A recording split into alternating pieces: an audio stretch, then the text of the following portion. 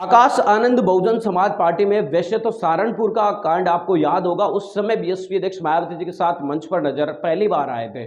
उसके बाद लगातार 2019 के लोकसभा चुनाव से आकाश आनंद सामने आए। आगरा के अंदर हुई बीएसपी की रैली को पहली बार आकाश आनंद ने संबोधित भी किया था लोकसभा चुनाव के दौरान। तो यानी कि कुल मिलाकर साफ नजर आया कि 2019 के लोकसभा चुनाव के बाद आकाश आनंद लगातार सक्रिय है। बीएसपी अध्यक्ष मायावती जी ने उन्हें पश्चिम बंगाल, गुजरात जैसे कई राज्यों की जिम्मेदारी भी चुनाव के दौरान सौंपी थी, लेकिन इन राज्यों के अंदर पार्टी का वैसे भी कोई जनाधार पहले भी नहीं था और आकाश आनंद के आने के बाद भी किसी भी प्रकार का कोई फर्क पड़ा नहीं। अब आकाश आनंद को पार्टी की जिम्मेदारी राजस्थान, मध्य प्रदेश, छत्तीसगढ़ और तेलंगाना की दी गई है।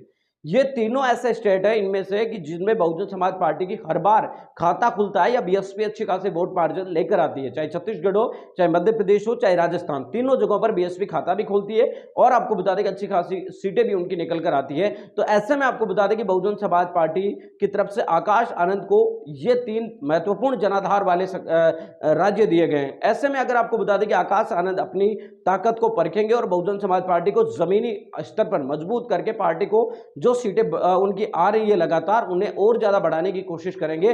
और आकाश आनंद की अग्नि परीक्षा यह रहेगी कि आकाश आनंद को इन राज्यों के अंदर जो पार्टी का वोट प्रतिशत है उसे तो बचाकर रखना ही है, साथ ही साथ आपको बता दें कि पार्टी का जो वोट प्रतिशत है उसको और ज्यादा संख्या में बढ़ाना होगा। इसको लेकर भी आकाश आनंद का तरफ से कोशिश है वो जारी रहेगी। ऐसे में बीएसपी अध्यक्ष मायावती जी के द्वारा जिन राज्योों में इस बार आकाश आनंद को जिम्मेदारी दी गई है वो पार्टी के लिए काफी महत्वपूर्ण राज्य हैं, राजस्थान, मध्य प्रदेश, छत्तीसगढ़। ये तीनों राज्यों में बीएसपी हर बार आपको बता दें कि वोट प्रतिशत भी हासिल करती है और विधायक भी उनके जीत कर आते हैं। तो ऐसे में कुल मिलाकर साफ नजर आ रहा है कि आकाश आनंद के लिए आगे आने वाले दिनों में जो राजस्थान, मध्य प्रदेश, छत्तीसगढ़ के चुनाव है वो किसी अग्नि परीक्षा से बिल्कुल भी कम नहीं होंगे। क्योंकि अग्नि परीक्षा इसलिए है कि आकाश आनंद अगर इन राज्यों के अंदर अपने आप को स्थापित करते हैं, मजबूती से पार्टी से आगे बढ़ाते हैं, तो फिर उनकी राह में पार्टी में कोई बड़ा रोड़ा आएगा नहीं। लेकिन अगर इन राज्यों के अंदर वो पूरी तरीके से फेल होते हैं तो फिर बहुजन समाज पार्टी में आकाश आनंद के लिए कई सारे सवाल खड़े हो जाएंगे और नेतृत्व और तमाम चीजों के ऊपर भी आपको बता दें कि सवाल निशान रहेंगे। उम्मीद यही की जा रही है कि बहुजन समाज पार्टी को आकाश आनंद एक नई